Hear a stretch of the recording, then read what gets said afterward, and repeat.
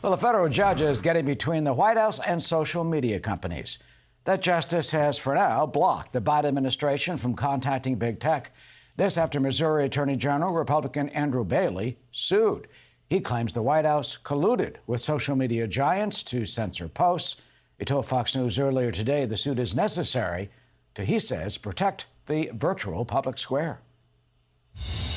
I mean, the fact that the Biden White House and the Department of Justice are fighting this wall of separation between tech and state that only applies to protected speech really evidences the fact that they're committed to future violations of our First Amendment rights. And that's why this lawsuit is so important. We've got to keep fighting to protect the open, free, fair, and open debate. So what about this suit? Keith Krach is the former Undersecretary of State for Economic Growth, Energy, and the Environment and chairman of the Krach Institute for Tech Diplomacy at Purdue University. Mr. Krach, welcome. You certainly know a lot about tech and have dealt with this for years. What do you think of this move by the administration to try and do this?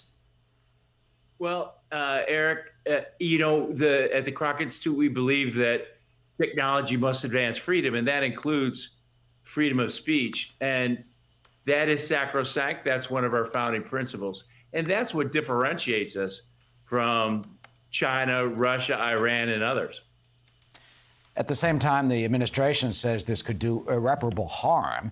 You know, they're trying to cite, falsehoods, misinformation, disinformation about a variety of issues that potentially could harm the country and our democracy. What do you think about that? They say social media companies have a duty to try and protect that and prevent falsehoods.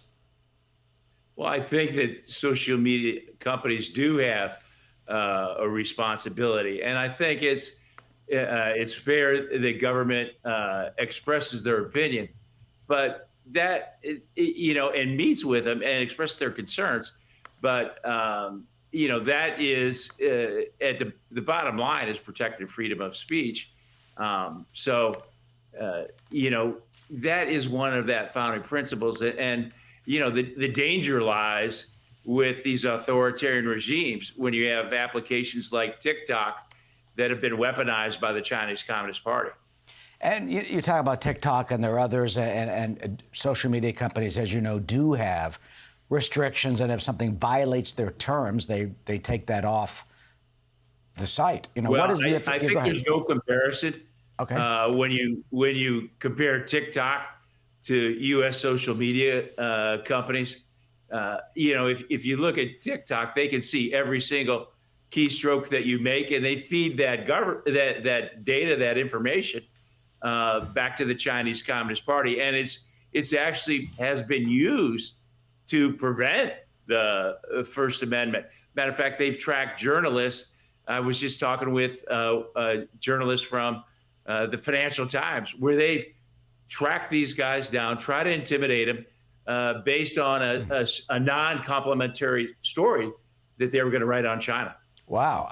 So how do you think the administration should act when you're dealing with TikTok or you're dealing with other social media platforms and what's on those platforms that could be not true or harmful or disingenuous, this sort of thing? Or should they not do anything? Yeah, I mean, if you look at TikTok, and let's say you don't care if you get your data tapped, it is able to get the data from anybody you digitally interact with, your friends, your family, your business associates. In essence, it's a digital virus. And the only vaccine for that is a total ban.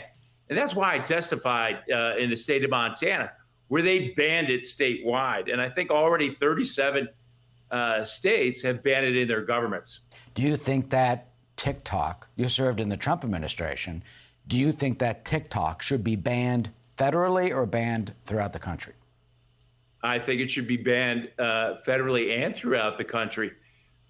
Look, if China can weaponize a balloon, think what they can do with 150 million TikTok users at their mercy. Yeah, I've got 11-year-old kids, twins, boy-girl twins. I won't let them near it. It's disguised as candy, but it's really cocaine. Wow. And in terms of what you tell your 11-year-olds, congratulations. It's great to have that age. How How do they navigate, and how should folks watching now navigate social media from your experience and in terms of what the Biden administration is trying to do and what this federal judge said in giving that injunction, saying that their attempts go too far? Yeah, I think you really got to use common sense, and it could be a real slippery slope. And as far as children go, I think that's really a big issue.